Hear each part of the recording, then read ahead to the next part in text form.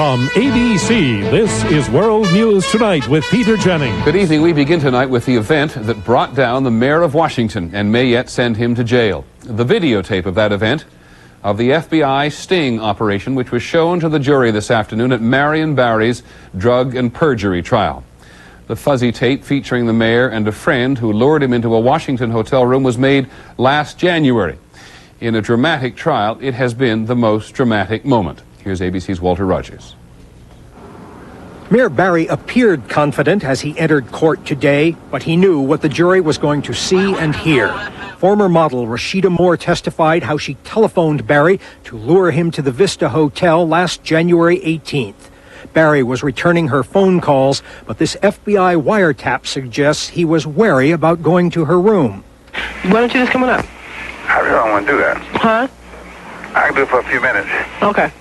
No, I don't like this hotel room. Huh? I don't like to go in this hotel room. Why? What's the meaning? But anyway, I come for a few minutes. In room 727, the FBI had installed hidden cameras to record what happened as Moore offered Barry crack cocaine supplied by the FBI. How does it work? What? I don't know how it works. Moore coaxed Barry to smoke the crack, but declines to smoke herself. And it makes me too hyper. I get really hyper. Please. I'm not gonna. I'm gonna wait.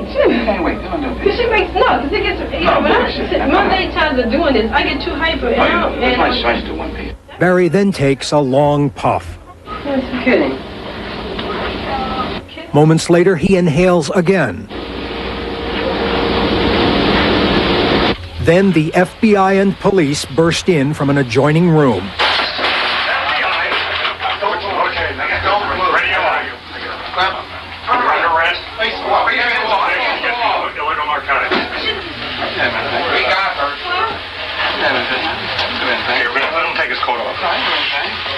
Put your hands on Mr. Mayor for a second. If you decide to answer questions now without a lawyer present, you'll still have the right to stop answering at any time. You also have the right to stop answering at any time until you talk to a lawyer.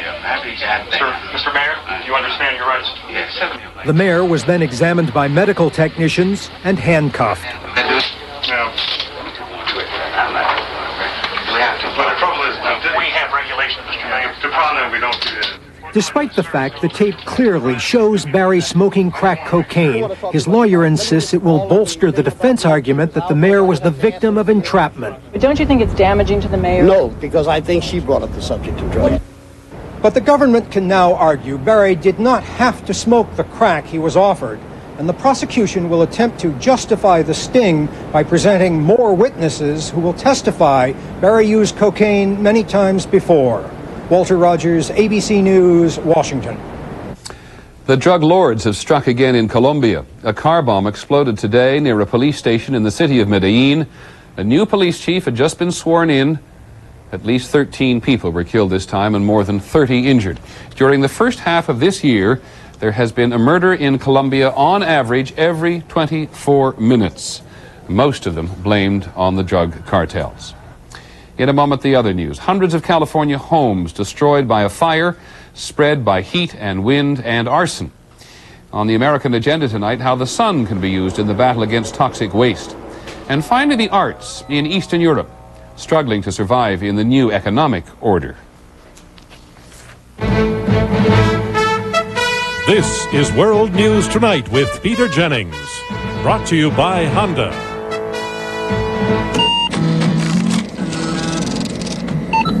What makes a machine more user-friendly? It should be designed well, with controls that are easy to find. It should be dependable and powerful. And it helps if it's a Honda.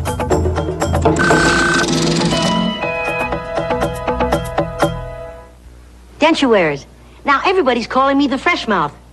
Thanks to Super Strength Polidin Green. It's got a minty mouthwash ingredient, so it freshens up dentures as it cleans tough stains. Try Super Strength Polidin Green, the mouth freshening clean. Ah. Kmart helps you lose weight deliciously with Ultra Slim Fast in 3 flavors. The quality you need at the price you want. $5.77 each.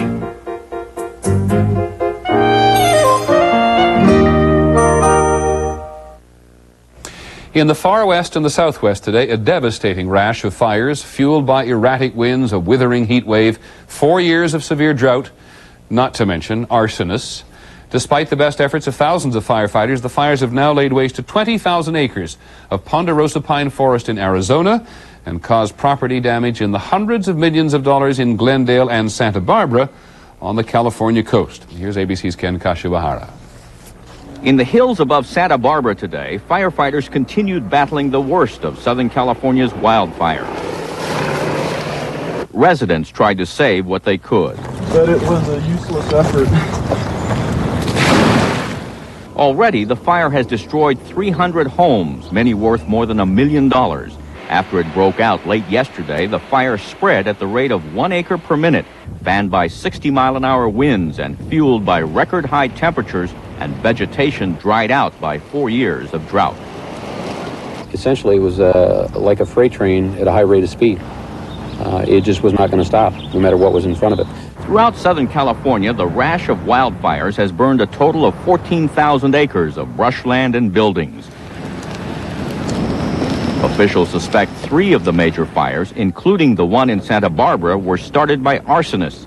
In Orange County, a man described as a drifter was arrested. In the Los Angeles suburb of Glendale, a fire spread rapidly up a hill, destroying 50 houses. Investigators found a butane lighter along the side of a road and say arsonists often wait for hot, dry weather to act. It's an ideal situation for an arsonist to set a fire and have it done successfully. Today, California Governor George Deukmejian offered a $50,000 reward for information leading to the arrest of the arsonists and declared Santa Barbara County a disaster area. But this could be just the beginning. The day before the wildfires broke out, state officials had predicted that California's drought could set the stage for fires of disastrous proportions. Ken Kashiwahara, ABC News, Los Angeles. And in Santa Barbara, not all the fires are out by any means. Still, many homeowners are returning to see what's left from yesterday. Linda Patillo is there. Nearly every house on the block was destroyed but Herb Sharf's. Herb and his family saved their home with a garden hose and a baby pool full of water. It just got pretty hot, that's all. But you just pray and hope. And people said, were you scared? You haven't got time to be scared. You just do what you have to do. The Sharfs watched and recorded home videotape as the fire burned homes on both sides of them. Those are all gone. All of them gone, just the chimneys remaining. Except for Neely's and Hamisters and ours. And they're all gone. Our place is okay. Thank you, Lord. This morning, it seemed that everyone was looking for something to remember, however small. Bob Crawford was back to search. There, look at the little ice tongs. Yeah, sugar tongs. Sugar tongs. Yeah. He found his mother's sterling silver.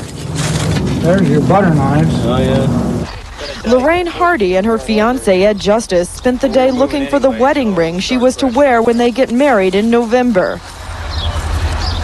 Belt buckle? They found it in a charred filing cabinet. The diamond is black, but the ring still usable. Linda Patillo, ABC News, Santa Barbara. In Washington today, the Senate has voted to maintain a ban on the manufacture and import of semi-automatic assault weapons. Opponents of gun control, including the National Rifle Association, had lobbied hard for the Senate to drop the ban from an anti-crime bill. The bill passed 50 to 48. The House of Representatives has voted to provide another $25 million this year to the food program for women, infants, and children. WIC, it is called. As we reported on the American Agenda this week, a failure to anticipate higher food prices had forced officials to drop 250,000 children from the WIC program. Well, the savings and loan crisis is finally getting under the skin of some politicians. Congressmen who oversee the savings and loan industry have voted to spend $152 million next year to prosecute crooked S&L officials. That is $50 million more than President Bush wants to spend. As ABC's Stephen Ogg reports from Washington tonight, the politicians are clearly worried the public has discovered the S&L mess and is getting angry. The handwriting was quite literally on the wall at a House Banking Subcommittee today, where everybody agreed that the people who looted the savings and loans ought to go to jail. But congressmen of both parties seem more worried about keeping their own jobs. Doesn't make any difference who you are. But if you're running in a district and you have an opponent and you have a challenger, he is going to make issue out of the SNL scandal. Annunzio ought to know. He's already under attack in his home district because he accepted campaign donations from Charles Keating, the former SNL executive who's been sued for fraud by the government.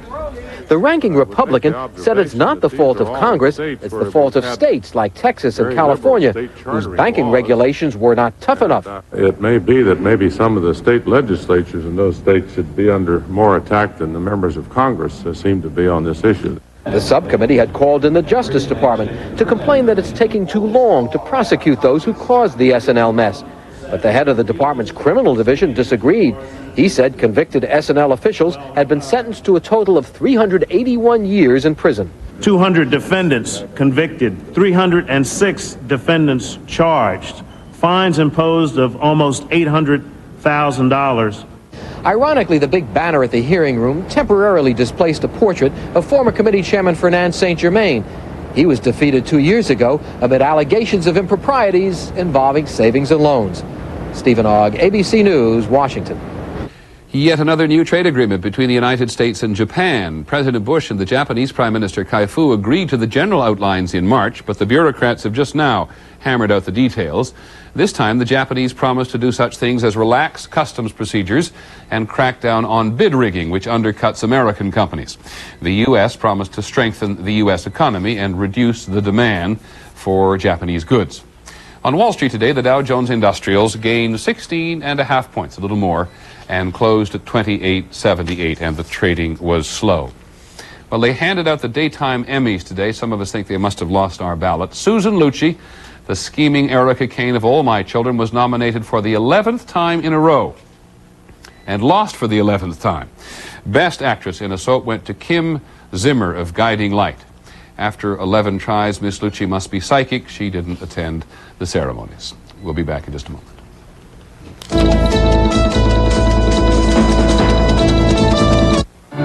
I guess I just didn't realize how my indigestion, you know, that burning feeling, affected me. And everyone around me, even my kids. So I decided to ask my doctor if I needed a prescription.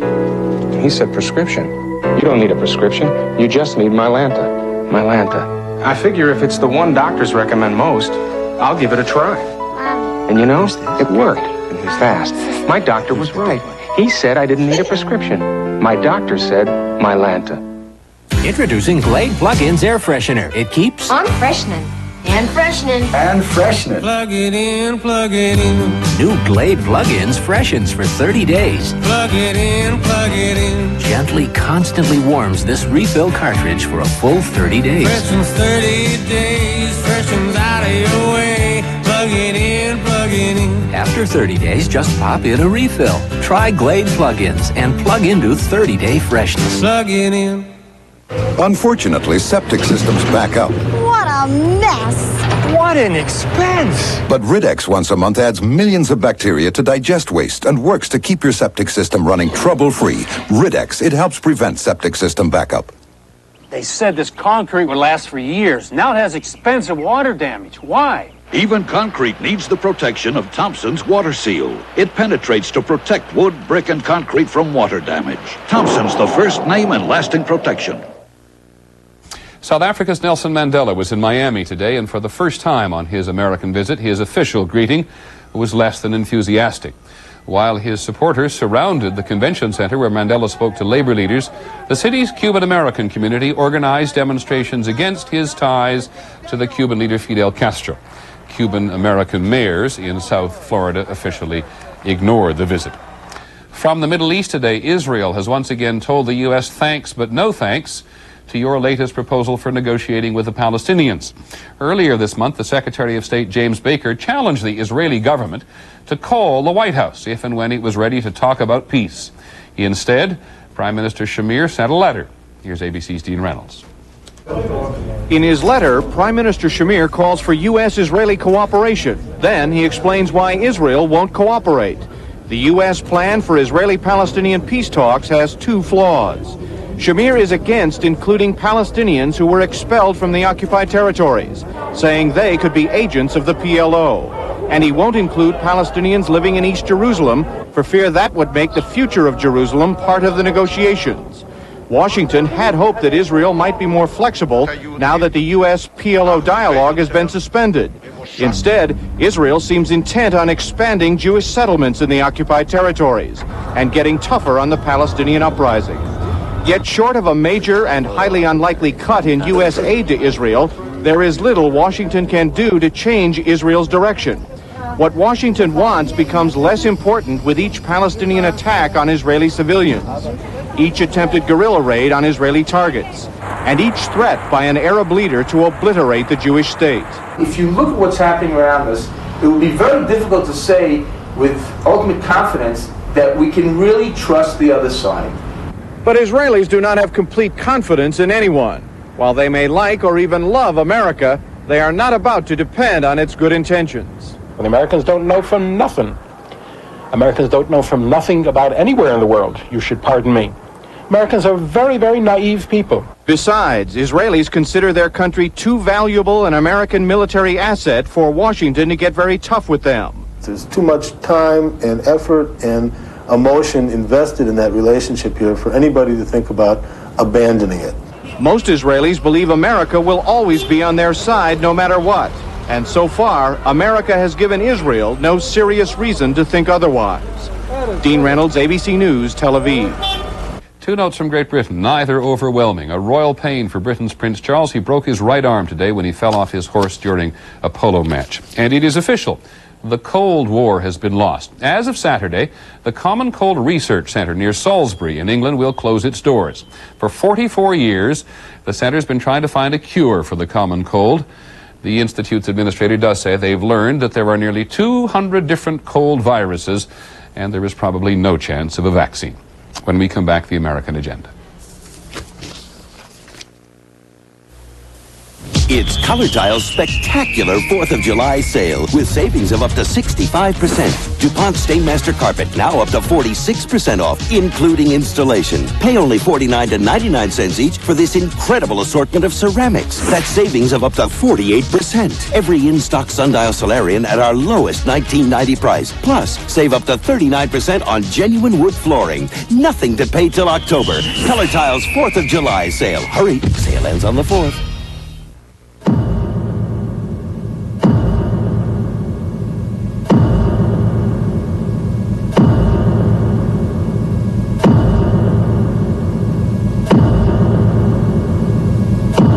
New MCI Vision gives my business the big business long distance package the fortunate 500 get.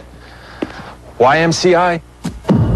They see us in a proper perspective. Introducing MCI Vision, big business long distance for your business. My baby wrote me a Dear John letter. She's gone and vanished. She says it's better. Hi, Clem. Oh, Linda, I thought you'd vanished. I did, with Vanish Drop-Ins, the easy bowl cleaner. I can't brush every day, so I drop in a Vanish Drop-Ins to help keep me clean and fresh between brushings. Prettiest porcelain I ever seen. Wanna vanish together? Oh, I love it when you talk clean. Vanish Drop-Ins, clean and simple. When I want a lightly sweet cookie, I eat a Honey-Made Graham from Nabisco. But when I want a crisp and crunchy cracker, I eat a Honey-Made Graham. But when I want something wholesome with natural honey, like a cookie, that's when I eat a Honey-Made Graham. And when I want something crackling like a cracker, I eat a Honey-Made Graham. But you know, sometimes I want a juicy steak, so I eat a steak. And then I eat Honey-Made Graham's a crunchy cracker, a honey of a cookie, and low fat, too. Nabisco. We have put toxic waste on the American agenda tonight. We have no problem accumulating it, millions of tons of it every year. The problem is getting rid of it. Burn it and we put it in the air, sink it and it poisons our water, bury it and it's a time bomb waiting for future generations. But now technology left over from the 1970s may help get rid of it altogether. Here's ABC's Barry Serafin. A man takes a drink of water on a hot day. Nothing extraordinary about that, except that in this case, a short time before he drank it, this water was polluted with toxic waste. Treating toxic waste is difficult. Many of the current techniques are expensive and inadequate. For example, at the Department of Energy's Rocky Flats nuclear weapons plant in Colorado, surface water is contaminated with herbicides. So the water is pumped into tanks and filtered through charcoal. But it's costly, and there is still the problem of disposing of polluted filters. Many communities and companies face the same kind of headaches. One potential answer to such problems is being developed now in New Mexico. It's a blend of new ideas and not so new technology. To find its key ingredient, all you have to do is look up. The sun may provide a solution to toxic wastes. At the Sandia National Laboratories in Albuquerque, 2 reflective solar troughs as long as a football field, once used to heat oil for energy, have been adapted to a new purpose. To demonstrate, researchers dump red dye into a large vat of water. They also add a chemical catalyst, titanium dioxide, an ingredient found in toothpaste and sunscreen. The contaminated water is pumped through glass tubes mounted over the solar panels. The troughs focus sunlight on the tubes. Ultraviolet rays activate the catalyst, which in turn destroys the contaminant, converting it into water, carbon dioxide, and harmless acids. Water that starts out red comes out clear and clean. Just ask engineer Lindsay Evans. Do you have faith enough in this to take a drink? Sure, watch me.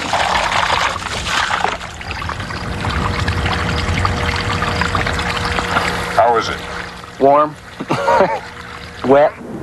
The system can process 12,000 gallons of polluted water a day, and it works on a wide variety of wastes. There's been a tremendous amount of laboratory research done by chemists and universities all over the world trying to find something that it won't work on. But almost everything is broken down as long as it's an organic molecule. Solvents, PCBs, dyes, pesticides, just an incredible mixture of things. There are limitations. It will not work on inorganic materials like heavy metals. It will not work in areas where it is cloudy most of the time. But unlike other systems, this one destroys the wastes. And the energy used to do that is free and clean. We feel because this system uses solar energy, non-polluting source, completely renewable, that it will be more attractive to the public. There are other ways to harness the power of the sun here at Sandia. In fact, this forest of giant mirrors, more than 200 of them, can be used to produce and focus the intensity of 3,000 suns. The mirrors, called heliostats, are arrayed in front of a 200-foot tower. Scientists use computerized controls to bounce sunlight onto the tower. Going to target. The reflected ultraviolet rays can treat up to 400 gallons of waste per minute. Officials here and at the Energy Department, which oversees Sandia, see solar power not as the single answer to toxic waste, but as one promising solution. We think that if we can perfect this will be a major step forward for American technology, a major step forward for the environment. Researchers hope to have a working demonstration of the system in place within a year, maybe at Rocky Flats. And they predict such systems could be commercially available to communities and industries a few years later. They even envision portable models that could travel from waste site to waste site, cleaning up our environment with the power of the sun. Barry Seraphin, ABC News, Albuquerque. That's the future. Today, the Environmental Protection Agency charged 23 companies with improper storage of hazardous chemicals and failing to report spills. Government seeking nearly $2 million in fines. We'll be back in a moment.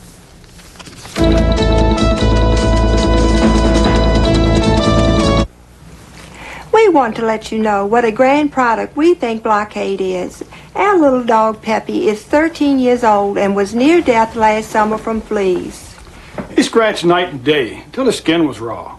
He lost half his body weight and his coat was just a mess. Thanks to Blockade, we did not see a flea or tick last summer. Peppy's coat is fluffy and pretty once again.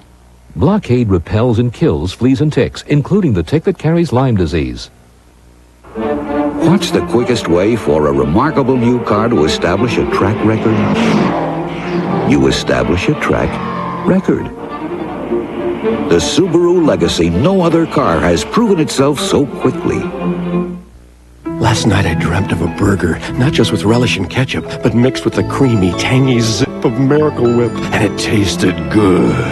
The Zip Dip. Just mix And Miracle Whip salad dressing. Don't dream it, taste it. Reserve a room at Quality, Comfort, Clarion, and Sleep Hotels and get this free coupon book worth over $1,000. Vanna White not included. Oh.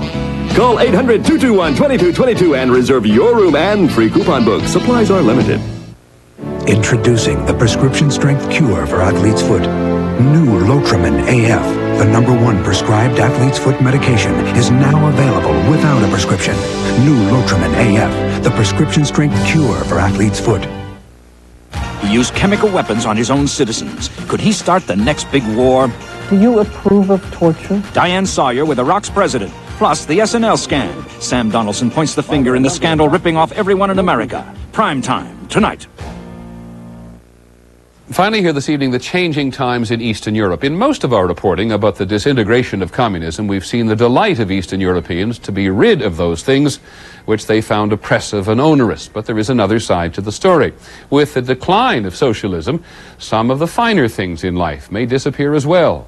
Here's ABC's Jim Bitterman. When the dance company from Poznan, Poland stages one of its daring ballets, like this rock version of Faust,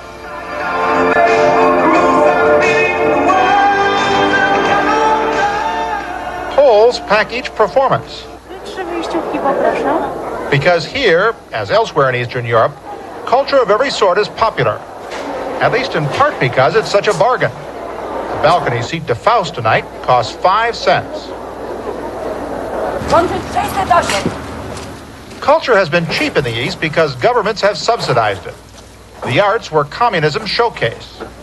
But there's no place for subsidies in the East's new free market economies. The problem is that we have absolutely no money for culture. It's a similar story in Czechoslovakia. The nation has a famous playwright as president, but its artists are nonetheless searching for foreign sponsors because state funding is drying up. And in Hungary, the prices of cassettes, records, and books are skyrocketing because authors and musicians no longer are insulated from the need to support themselves. In every East European capital, the communists built and maintained huge, often imposing monuments to culture. Artists who served the interest of the state could count on government-guaranteed salaries and a fine lifestyle. Now, even painters and sculptors feel the changes. State-run galleries no longer buy up their every creation. We'll have to start thinking more about the people we paint for, we work for, because before we were working for ourselves, thinking about pure art. In short, Eastern Europe's artists and performers are having to discover how to stand on their own financial feet. And now the question is whether they'll still be able to provide daring ballets, thoughtful plays, and moving music to the next generation. Jim Bitterman, ABC News, Warsaw. That's our report on World News Tonight. Tomorrow, our Person of the Week. I'm Peter Jennings. Have a good evening and good night.